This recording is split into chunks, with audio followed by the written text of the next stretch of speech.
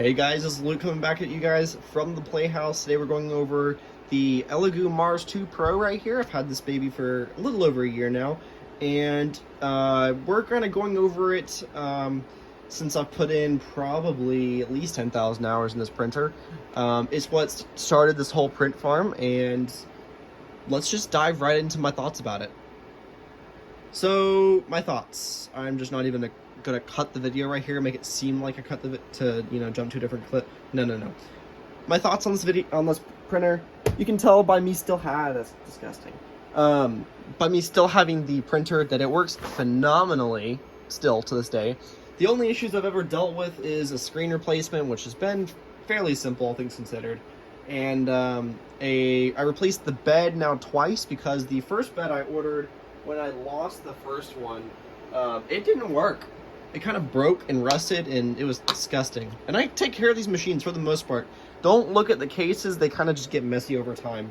If you're anything like me and you know resin printing, you're going to make a mess. That's why I have this, just like easy access. And paper towels. I have a whole roll right here. And you can make a mess real fast. Actually, I'm going to clean this up. This is actually probably water washable resin, maybe a couple alcohols.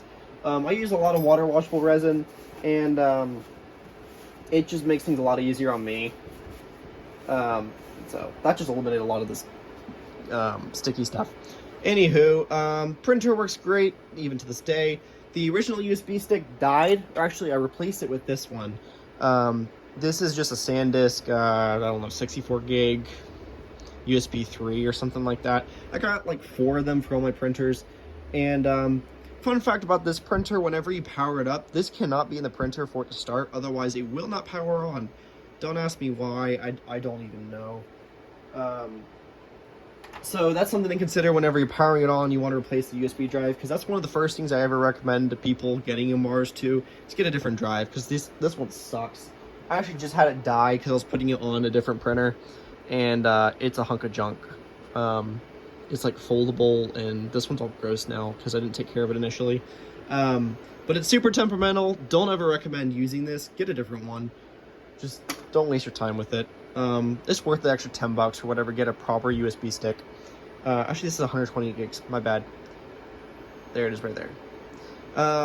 Overall, works great. You can keep a super low exposure time. I think I have this down to like 2.5, 2.3 seconds. Just lower than any of my other printers. The only reason I'm not using a Jupiter is because of the build plate, and I don't like the hinge thing. This one. So I'm going to show you guys real quick the way that this one works. I actually have a failed print on this one because I forgot to replace the FEP, so ignore it.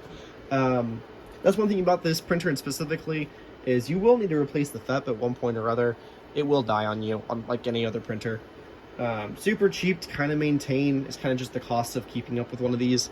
Thankfully, other than that, and just lowering the build plate and maybe a LCD screen replacement, there's really nothing else to really do to keep up with this printer other than just wipe it up, which I haven't done. Yeah, so this is the adjustment thing. You use essentially a big Allen wrench and a big Allen wrench, and it loosens this ball joint here and untightens it so you can move it around and level it, and gross. I prefer this method over anything else. You have the 4 Allen wrench screws, and it just drops down. You can adjust all 4 without it being a ball jointed system like this. I get it because of how small it is, but the Jupiter, come on guys, y'all can make more sense than that.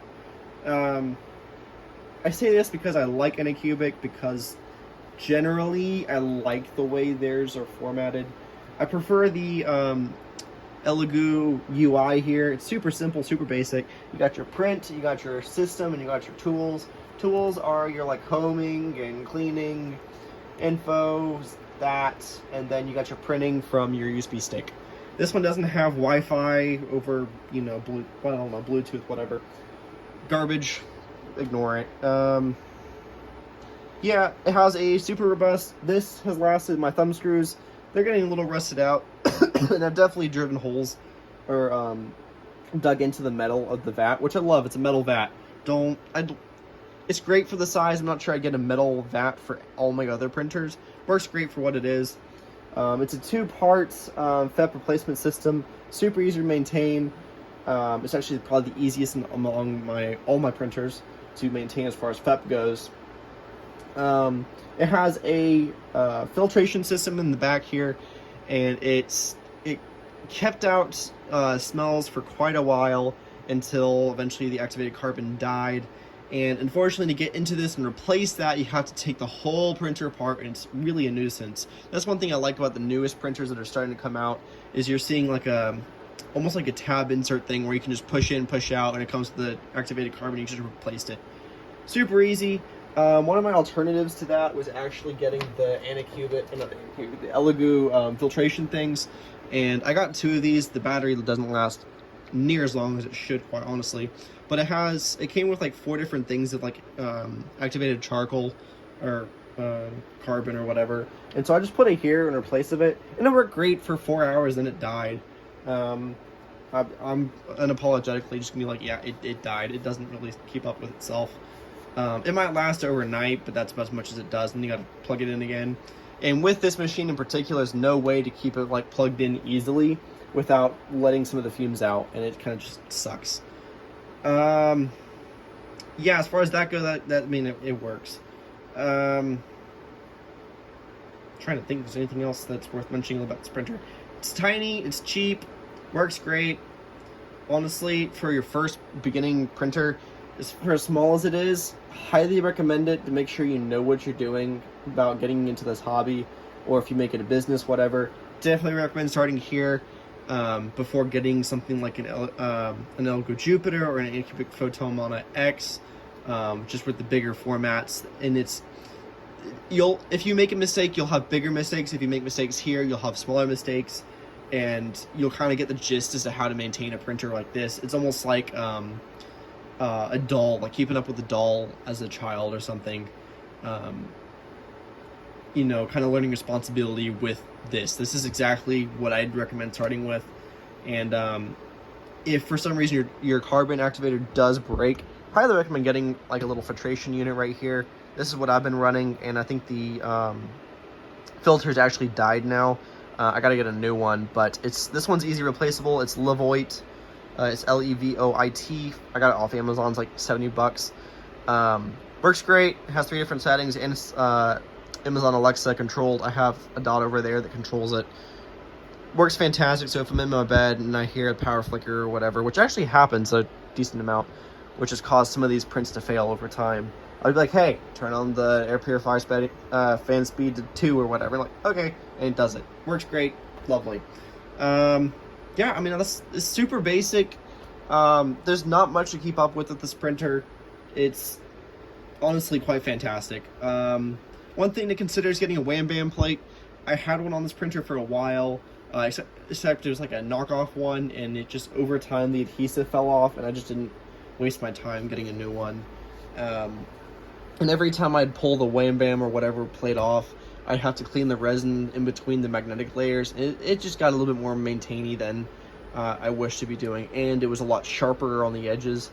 And it easily tore the FEP. I think it did once. So, not sure I'd highly recommend that, but that's something to consider. The resin does come off of the build plate itself when it goes down fairly easily. There is a little ring all around, but that's about as minimal as it gets. You can just wipe it down with your little paper towel before removing the build plate like this, and you don't make a mess. It's quite fantastic, actually. See, I mean, there's not a ton that's on there, not a ton wasted, and then you can go, you know, hose it off in your sink, whatever suits you. Anywho, that's been my recap of this Mars 2 Pro after over a year of usage and extreme abuse in general to this printer. I've thrown it around, all sorts of stuff, and it still works, surprisingly enough. The only reason it's not working right now is because I forgot to replace the FEP. So, with all that said, thank you guys so much for watching. Give a thumbs up, subscribe, tell me what you think for my unbiased opinion. And I know I'm kind of all over the place, but, you know, this is a playhouse. Thank you guys for tuning in. I'll see you guys in the next one.